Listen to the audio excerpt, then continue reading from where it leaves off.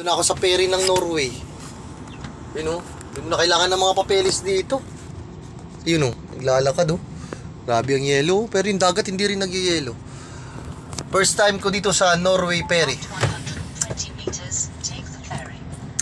Yes boss. Take the ferry tayo. Almusal na rin. Ilang minuto kaya yung ferry? Puro mabilis na siguro ano. Peace. Shout out dyan sa my friends and family and my loved ones, especially to my wife. I miss you so much, my wife. Papasok na kami ng ferry. Papasok na kami ng ferry. Una-una yung balilit na sasakyan. Sunod truck. Wala nang kuskus balungos dito eh. Pag ano mo, sakay na kagad kayo diretso.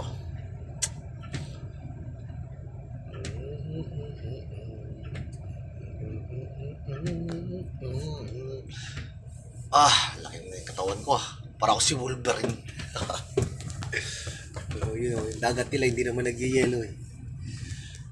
Malaman natin yan mamaya kung ano yung tsura, how many hours kaya ang ferry dito. Malaman natin yan kung ilang oras. Ferry. Yan, yung aking truck, it's me, and my food over there, and my cigarette. Always cigarette, di wow.